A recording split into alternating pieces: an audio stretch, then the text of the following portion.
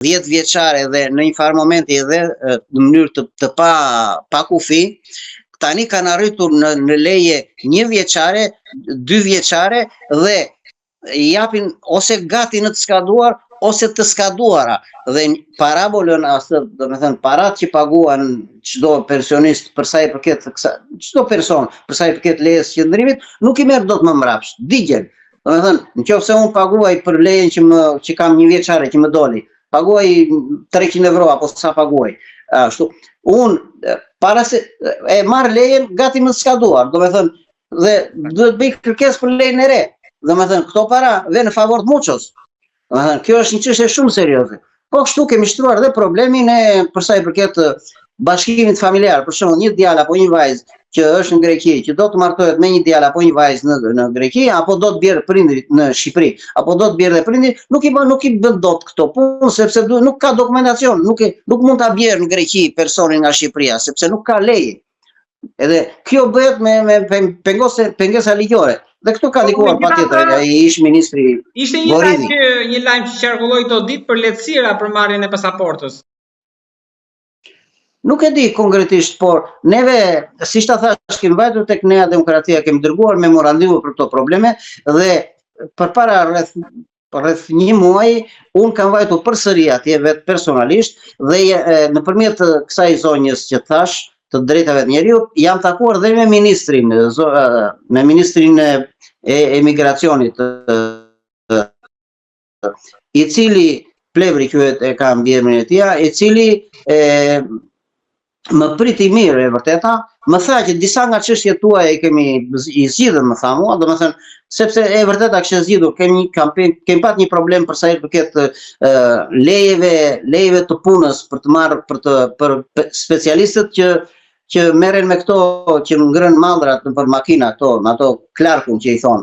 E kanë zgjidhur atë nëpërmjet Ministrisë së Biomehanias. Edhe unë i thash po për pensionet. Për pensionet tha s'është në kompetencën time, tha. Po i thash unë dua të takoj me juve për disa për. Po tha, i tha asaj zonjës, po tha, na organizoni një takim me zotin Luan, tha, dhe të diskutojmë dhe probleme tjera. Jemi në pritje të kësaj, kemi premtimin që të vemi prapa. Afër me PASOK-un sesa me Nea Demokracinë, apo gabohem?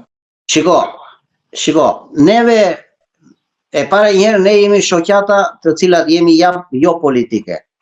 Neve kërkesat tona i kemi shtruar dhe tek PASOK-u, sepse na ka pritur më mirë PASOK-u dhe na ka mbështetur për tu takuar.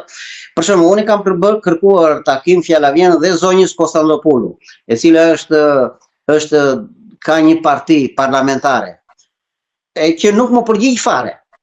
Do me thënë, kërkes me shkrim, me mesazh, që shiko kështu duam të takojmë për këto probleme, 1, 2, 3, 4, 5.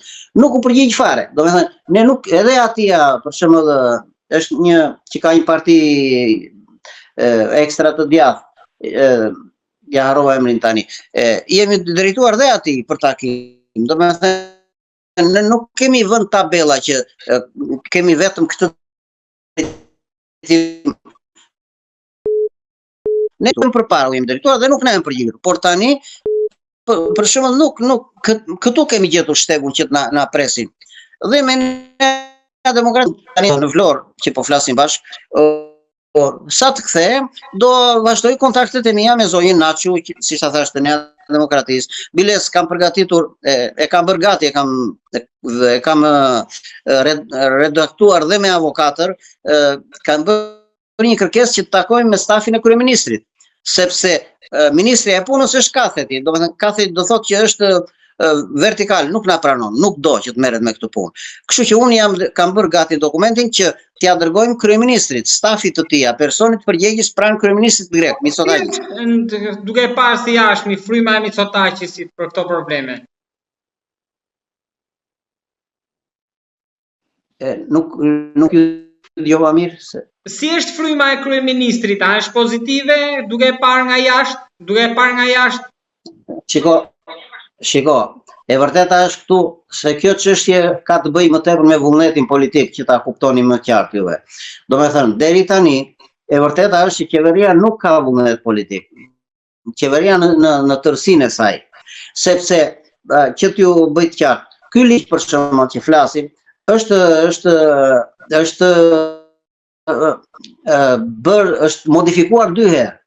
Së pari është modifikuar në vitin 20, në 2020, me ligjin 46/70 dhe nuk na përfshin. Është modifikuar për së dyti në vitin 2022 me ligjin 49/15. Ashtu. Në këtë morëm dhe një përgjigje që për mua është raciste, për shembull. Ky ligj përfshinte vetëm ata të quajtur pivore pilot, domethënë minoritarët tanë që jetojnë në Greqi. Për ata u ndryshua ky kusht nga 40 vjet që ishte e bën 30 vjet.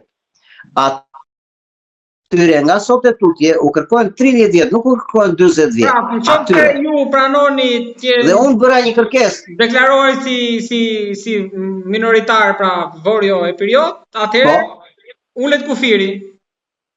Po, edhe unë i bëra një kërkesë ministrit asaj kohe që është zonës kryeministër tani, edhe është ministri i ekonomisë zotit Kostis Haxhidakis, dhe i bëja një kërkesë sepse i kam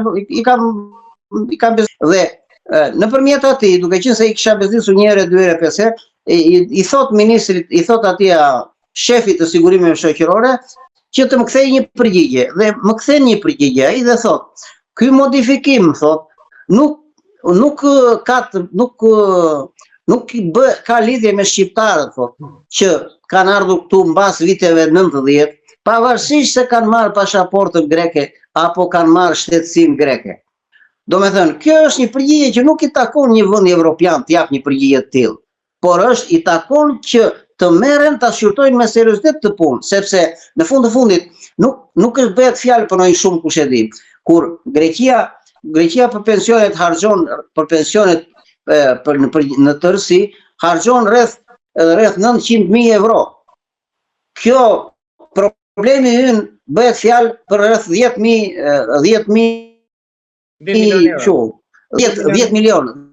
milion euro, jo 900 milion. 10 milion. Për 10 milion, po të llogaritës se sa shqiptar nuk marrin pension sepse nuk plotsojnë 4500 ensima, kanë punuar për shpira, nuk kanë siguracione, nuk plotsojnë kohën etj, humbasin shumë më tepër se sa 10 milion. Më lejoni të bëj një pyetje se në Tiranë ditët e fundit ka pasi debat që sipas mediave në Tiranë, Greqia i ka vënë një kusht Shqipërisë që për të vazhduar me procesin e negociatave, të pranoj që 200.000 shqiptarë që kanë marrë pasaporta greke të quhen minoritar. Tani me këtë lëvizje i bie që përfitojnë pension këta, sepse ulet kufiri? Jo. Kjo është thjesht një presion që bën shteti grek që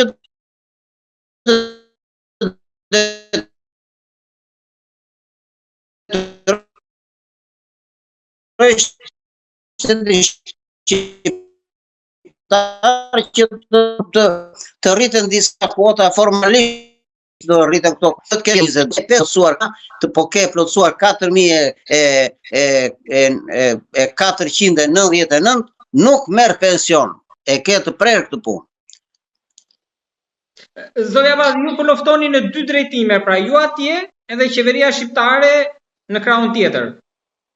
Shiko, qeveria shqiptare, me sa di unë, mbase nuk jam informuar, por me sa di unë jam përpjekur të dërgoj periodikisht email-e lidhur me këtë problem, qoftë kryeministrit, qoftë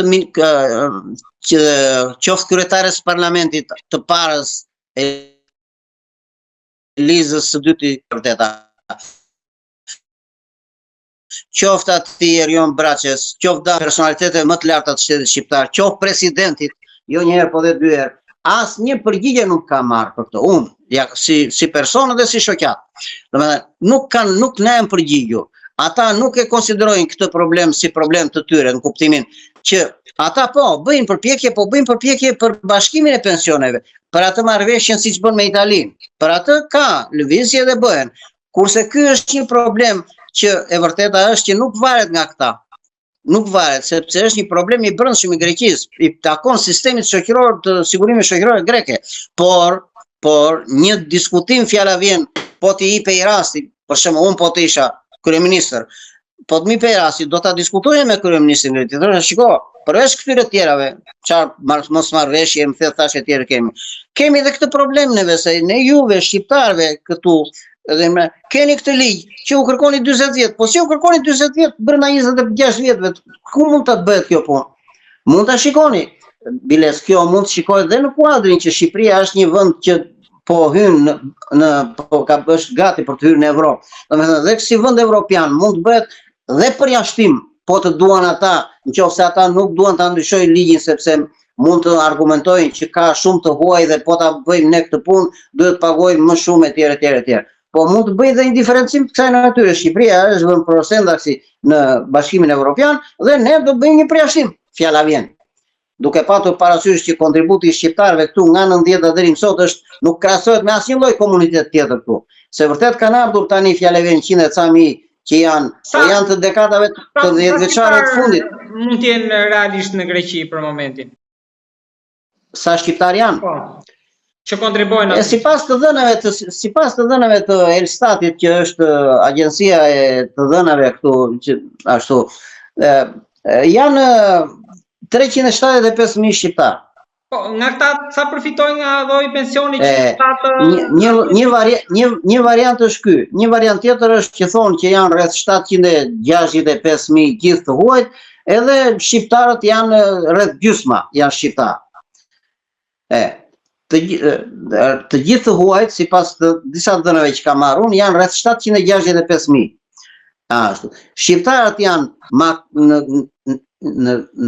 që nga 90-ta deri më sot janë patjetër që janë komuniteti më i madh dhe janë rreth gjysma, për të mos thënë më shumë se sa gjysma. Kurse pjesa tjetër janë të huaj që kanë ardhur kryesisht dekadat e fundit, janë popullsi që nuk kërkojnë pension sepse nuk përmbushin dhe kushtet, sepse kanë ardhur së fundit, domethënë, dhe janë dhe pa kualifikuar, domethënë nuk kanë, punojnë në të zezë më shumë etj. Domethënë janë, kurse shqiptarët janë një kategori e veçantë që kanë punuar dhe sidomos edhe me ensima një pjesë e mirë kanë punuar. Po ashtu siç janë. Për ta mbyllur, kemi shpresë apo jo? Që do kemi lajme të mira në javën së shpejti, apo nuk prisim? Ne do bëjmë ç'është e mundur. Unë do mundohem që të arrij tek stafi i kryeministrit që jo vetëm unë, po në përgjithësi neve, se nuk jam vetëm unë, është dhe DSHG-ja, që së fundi është kryetar, siç e dini, Edmond Guri. Nëse kemi dhe ne problemet e brendshme, por ka dhe personalitetet tjera që janë të interesuar që e mbështetin shoqatën e pensionistëve, që siç është fjala vjen Anastas Murati, i cili është edhe vetë nga minoriteti, Ardian Daudja që është kryetari i Unionit, e të tjerë personalitete, kryetari i shoqatës së Elbasanit, kryetari i shoqatës Delvinjotëve, shoqata e Tiranës, ka personalitete që merren me këtë punë, domethënë që na mbështeten dhe organizojmë orën bashkërisht, por tani nuk e di se në çfarë mase do ta marrim parasysh kërkesën tonë qeveria, por di këtë të them që në qoftë se në zgjedhjet e ardhshme që mund të bëhen mot apo vitin tjetër, do ketë ndryshime të balancave politike dhe pasoku do ketë influencë mbi qeverinë, kanë shpresë se këtë problem do ta zgjidhin. Kjo është shpresa jonë, të shtrohet të shtrohet në parlament si problem që dhe ata e mbështesin, dhe ne do bëjmë ç'është e mundur që gjithë shqiptarët të paktën të trajtohen në mënyrë dinjitoze, të marrin një pension dinjitoz, se nuk shkon që nga 384 pensioni kombëtar ka vajtur 436 euro dhe ne nuk përfitojmë asnjë cent nga kjo rritje. Plus që del pensioni, siç ta shpjegova, në nivelin e pensionit kombëtar, në nivelin e minimal të varfërisë. Nuk shkon. Një vend evropian ti trajtoj një pjesë jo të vogël të shoqërisë, ta trajtoj në këtë mënyrë. Është e drejtë kjo punë? Aq më tepër me një kontribut të jashtëzakonshëm të shqiptarëve në 3 dekadat e fundit. Unë të falenderoj për fjalën. Edhe shpresoj që kemi mundësi të flasim sërish për zhvillimet që do kemi andej nga takime që ju do keni edhe nga lobimi, nga ndikimi, nga influenca juaj, nga shoqata, takimet, të gjitha andej. Ju faleminderit për bisedën dhe po të keni dëshirë, mund të jemi dhe në kontakt që të